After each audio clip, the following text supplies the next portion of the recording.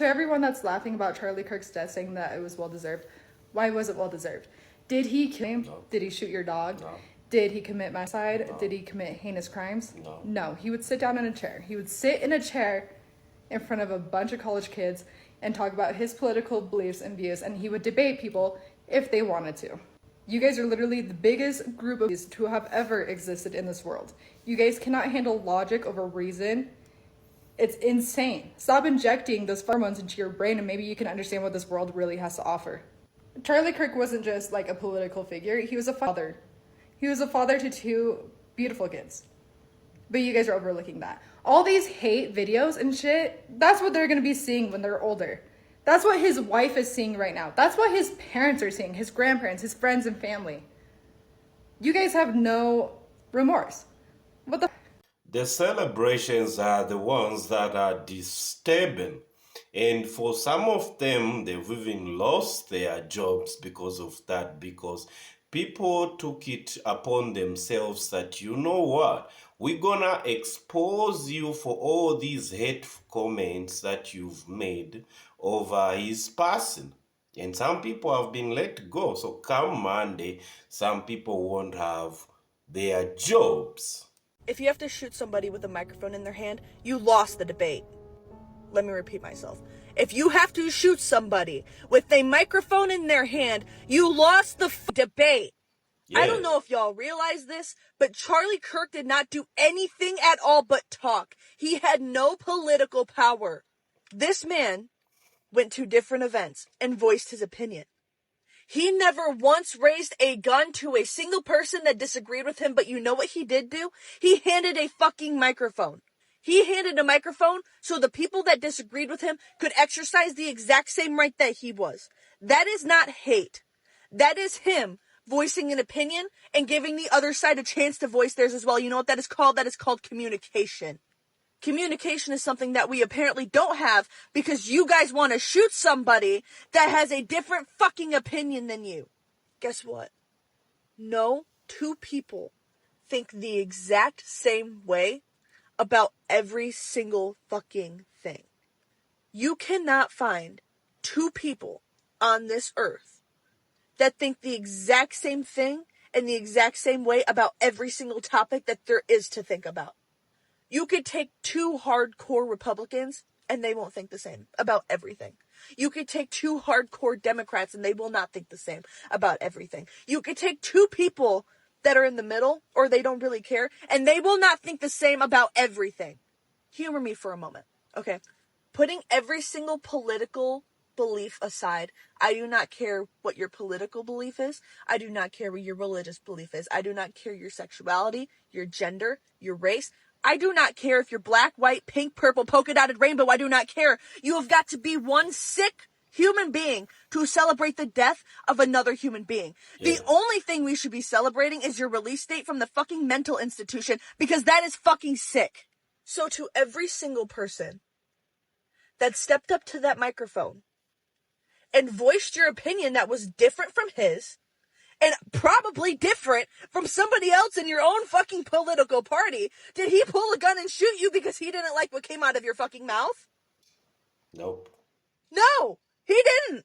Also, I would like to mention the fact that this was done on a university campus with thousands of people.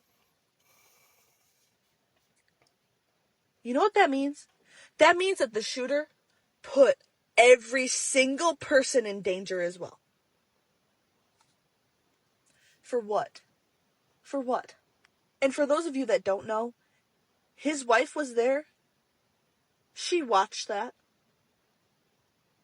And now every single person in the United States watched how her husband died. She has to go to bed in an empty bed. She is forced to be a widow. Another thing that some of you guys might not know is his kids were there too. They just watched their dad die. And because you guys are so sick that you're celebrating this shit, those kids get to grow up listening to people say that he deserved it. They get to listen to people sit and talk shit about their dad.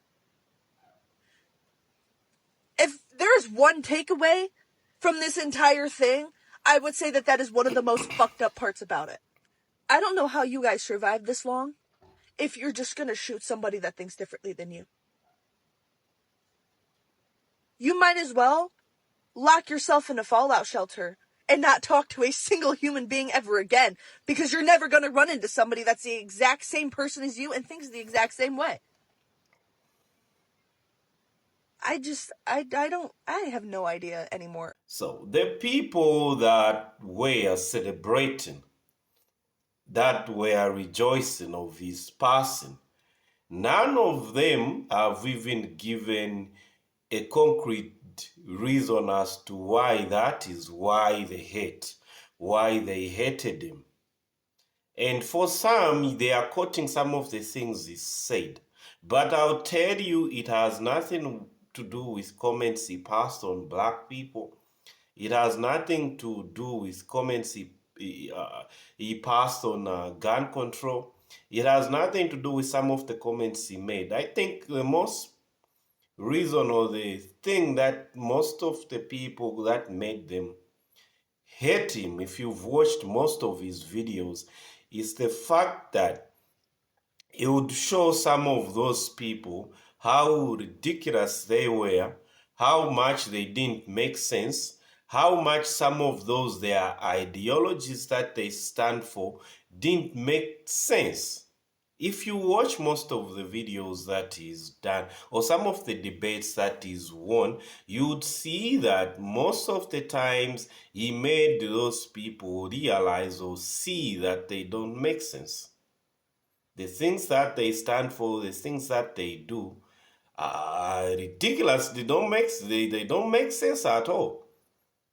And that's what maybe I would think that's what makes most of the people so much upset, because like, why would I care if somebody says no, there is no need for the government to pay black people for at some point owning them as slaves?